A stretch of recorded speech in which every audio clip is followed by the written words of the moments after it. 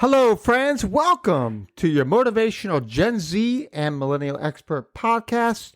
I am your host. My name is Dr. Jason Wiggins, and it is a pleasure to be here today. I hope everybody is having a wonderful weekend and is ready to start the week on a high note. Let's go ahead and get our heads right as we jump into today's topic. The topic is how your thinking shapes your success. Now, some of us were born, or I should say, or developed with a glass half full or glass half empty mentality. And I was talking with my wife the other day, and I wasn't born with either a glass half full or a glass half empty. I've always been a pretty much glass 3/4 full type of individual. And it goes back from my early youth, because I don't understand any other way on how to want to improve your life, on how to want to be better, and to develop that growth mindset of knowing and understanding that we can be so much more. And early on, I realized I want to help. I want to inspire. I want to be part of somebody's lives where I can make a difference. And one of the things we're going to talk about today is the 6 ways that we can continue to develop a growth mindset. And these are the powers behind it. And then we're going to talk about briefly effective strategies on developing that growth mindset. Now, there's 2 types of mindsets. There's one where you have the growth mindset, meaning you're looking to overcome challenges, you're resilient, you're doing all these things that are going to transfer your skills to the next level. But there's the flip side. There's a stagnant mindset. The stagnant mindset is where you're unchangeable, you're unwilling. You believe that you are the way you are because that's how you were born and you can't grow anymore. You can either grow or you cannot grow. Those are the 2 direct mindsets that you can achieve. It's the old saying, the flight or fight method. Are you going to run away from the problem, or are you going to stay there and fight until you conquer it? And that's where a lot of that discipline comes in. When I was younger, back in my high school days, I didn't understand the meaning of it back then. But I won a most inspirational person award for our football team. Our football team was almost runners-up in state. We ended up taking 3rd place in state with the opportunity to play in the championship game. However, we ended up not quite making it there. But the great thing about it is we learned so many valuable lessons. And I like to think that the lessons we learned helped me become who I am today. But back then, that most inspirational award didn't have the significance of meaning that it does 30 years later. Why? Because I realized I was that person that believed you can continue to overcome no matter what challenge, no matter what obstacle that is put in front of you. And that's the same mentality I try to share day in, day out. If it's from doing a 60-second TikTok video to being a host of this podcast. This podcast has never been about any monetary value to me. It's always about how can I potentially impact somebody's life. So it's those skills and intelligence that we can develop. That's part of the growth mindset. And that growth mindset comes from discipline. Discipline is what ultimately saves you. Why does it save you? Because it's the strong reason why. The strong reason why. Why do you do something? Why is it important? Who was that individual or circumstance in your life that made you help yourself understand what the reason why is? It can be a death in the family. It could be some strong words somebody told you. It could be so many different things. But the correlation is it made a huge impact on your life. And that's how you have that intrinsic motivation. That's how you feel motivated. So have you ever wondered how others are so successful and get so much done in their life? Think about this. We all have 24 hours in a day. Nobody has more than 24 hours. You wonder sometimes if that person has 30 hours in a day because they get so much done. I mean, we have to sleep 8 hours a day. We have to work 8 to 10 hours a day. We have to eat. We have to take care of our family. We have certain tasks that have to get done. And that is on top of maybe going to school full time or having a second job. Whatever it may be, it accumulates to 24 hours a day. Therefore, whatever you do, that's the same amount of time that you have that everybody else has. And you wonder, how come people get more stuff done in a day than we do? Because it's not because they're wired differently. It's because they have the discipline. They have a strong reason why. And then they have that self-control strength. Mindset is how you react and how you perceive a situation. So if you're a doer, you look at that as a challenge, not so much an obstacle. You mystify and modify and shift your mindset so you can improve your overall health. It's not, the doers don't just get things done. They get things done with a growth mindset through eating good, exercising, having that mental capacity that intellectually and other reasons like skills can be developed. These are things that we all have control. So doers, those who succeed, those who have a growth mindset, believe that they can overcome, they can move forward, and they can continue to find ways to improve their life. So we talked about today, there are 6 identifiers of a growth mindset. Number one, it's an easy one. A positive outlook towards challenges and failures. You embrace the challenge. You reinvent yourself. I mean, some people, maybe they have a positive attitude as a natural reaction. That's me. 3/4 glass half full. That's my fortunate, talent is I've always looked at things in a positive manner. I believe no matter what gets in my front of me, I'm going to figure out a way to conquer it. I'm going to figure out a way to be successful. And that is what I feel I'm good at. I look at the challenges. I get excited. Number 2, growth mindset versus a fixed mindset. That's what we talked about earlier. We talked about being stagnated. We talked about being unchangeable. If you're willing to make the changes in your life and you're willing to move forward, then you have a growth mindset. But if you have a mindset that says, you know what, this is all I'm good at, this is the best I'm ever going to be, I'm stagnated, I'm unchangeable, and there's nothing that's going to change that, then that is a fixed mindset. Number 3, one of my favorites, the power of self-belief. Remember, when things are getting bad, when things are at their worst, somebody else has it worse than you. And the interesting thing about it, with the power of self-belief, I've heard stories where individuals have terminal cancer. They don't know how long they're going to live. But guess what? The mind is so powerful that the reason why they don't know is they never ask the questions about how long are they going to live. Their spouses might know, but they don't. So in their mind, they don't have a deadline in their life. They are thinking optimistically. They are doing all the things the doctor told them to do, but they don't know when their time is going to end because they have a positive attitude.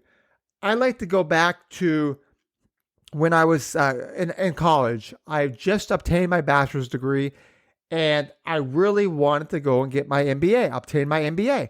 But at the time, I could not get into grad school because my GMAT score wasn't what it needed to be. And I studied, I tried, I took it a couple times. I could not fail. But guess what? I could have gave up. I could have said, you know what? I'm not going to grad school. It's just not in the cards for me. That's where that would be stagnated and that would be unchangeable. But what happened? I found a different route. I found a different university that had different requirements. It was accredited. They were a great school, but they didn't make the GMAT the end all be all. And fortunately, I was able to not only obtain an MBA, but I went on to obtain a PhD. Why? Because I didn't let the barriers and obstacles and challenges get in my way. Truth be told, when I was a senior in high school, I took an SAT, and the SAT came back with the second lowest score in school. I'm not kidding. Back then, I think I got a 610. And that 610 basically gave me 500 for writing my name on the test. I was not very intellectually inclined. I didn't have the skill set. So I had to start from scratch. Was I a knucklehead? Yes, I probably was. But once I got past that challenge of being a knucklehead, I figured out how I could overcome. So now we go to number 4.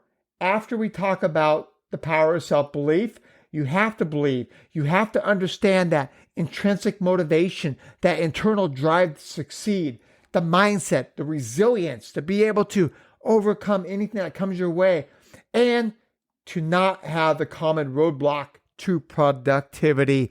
And do you know what that common roadblock to productivity is?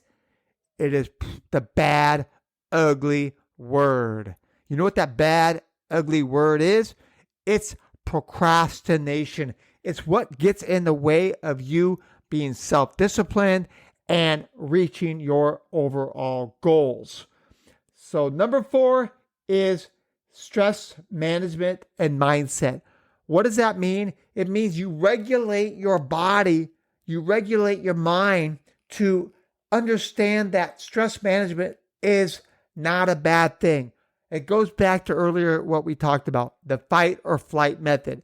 Stress management is about fighting and running towards that burning building versus the flight method, which means you run away from the burning building. You are up to the challenge. You're there to figure out a way to get it done.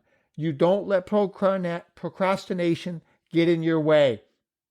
Therefore, if you are better equipped within your mind to get things done, then you're going to have a good way of getting around stress management. Number 5, this is also one of my favorites.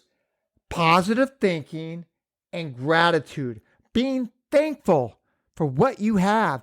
Don't dwell on what you don't have, what you're not good at, what skill set you don't have. All of these things that you wish you had. Well, guess what? We're not perfect, but if we go out there and we develop skills, we challenge ourselves intellectually, and we're grateful for what we have gratitude, then that's half the battle. And the final, and again, it's another important one. If you haven't noticed, these are all my favorite. Continuous learning. To continue to learn to be better. Continue to learn to get where we want to go in life. And that is how the mindset is so strong. We talked about a positive outlook, embracing challenges, reinventing yourself. Number 2, we talked about growth mindset versus fixed mindset. Are you going to go for it, or are you going to be stagnated and unchangeable? And then the power of self-belief. That's that intrinsic motivation. That's the mindset and resilience, not for going into procrastination and those common roadblocks to productivity. Stress management, mindset, you could do it. Fight or flight. Number 5, gratitude, positive thinking. And number 6, always continuing to learn.